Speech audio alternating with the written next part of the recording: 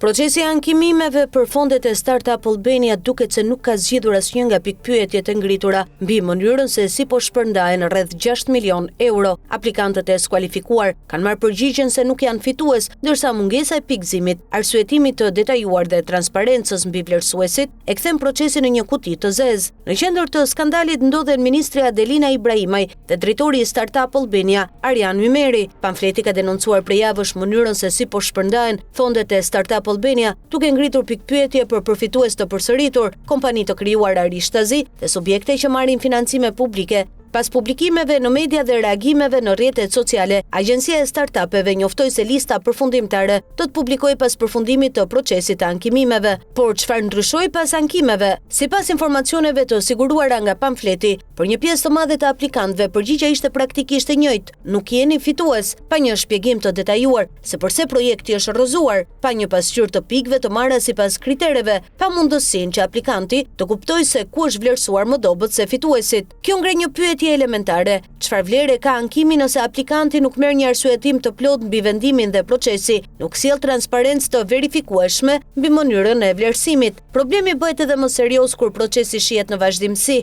Pamfleti ka raportuar më parë raste kompanish apo individësh që kanë përfituar financime në më shumë se një thirrje, si dhe raste kompanish të krijuara shumë pranhapjes së procedurave të financimit. Mes emrave që kërkojnë transparencë të plotë për mënyrën e vlerësimit janë MedWallet, Marigo Marketplace, Onemor e të tjerë. Për secilin përfitues, Startup Albania duhet të bëjë publike jo vetëm shumën e dhënë, por edhe projektin e financuar, kriteret mbi cilat është vlerësuar, pikët e marra dhe rezultatet e arritura me parat publike në rast se ka përfituar financime të mëparshme. Sepse problemi nuk është vetëm se kush i mori parat, pyetja është çfarë prodhoi me to. Nëse një subjekt ka marrë para publike një vit më parë, çfarë produkti ndërtoi, sa klient siguroi, sa vende pune krijoi, a i realizoi projektin për cilin mori financim? Delina Ibrahimaj dhe Arjan Mymeri nuk kanë ndërtuar një fond për sipërmarrjen. Ata kanë ndërtuar një kanal ku paratë e taksapaguesve rrjedhin pa pengesa drejt të njëjtëve persona, një kanal që funksionon me rregullat e tyre, ku kriteret janë të lëvizshme për disa dhe të palëkundshme për të tjerët, ku ankimet janë një shfaqje për të qetësuar publikun dhe ku askush nuk merr përgjigje pse humbi.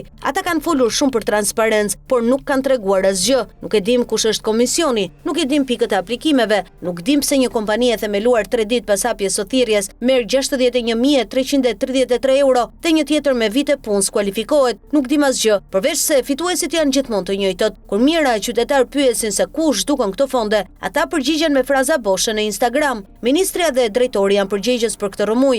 Ata e dinin që procesi ishte i paracaktuar, e dinin që ankimet nuk do të ndryshonin asgjë, e dinin që sipërmarrësit e vërtet do të mbeteshin jashtë, por ata nuk bën asgjë për ta ndryshuar, sepse ky sistem u shërben atyre dhe atyre që kanë vendosur të ushqejnë. Kur Bashkimi Evropian transferon qindra miliona euro drejt Shqipërisë dhe vlerëson qeverinë edhe mbi reformat për aksesin e startupeve në financim, apo kontrollon Brukseli nëse sistemi shqiptar që administron këto politika funksionon me transparencë reale, drejtori Arjani dhe ministresha Adelina Ibrahimaj janë arkitektët e këtij sistemi të kalbur dhe derisa të ndalen, do të vazhdojnë të zhdukin miliona euro në hije, pa llogari, pa transparencë, pa përgjegjësi.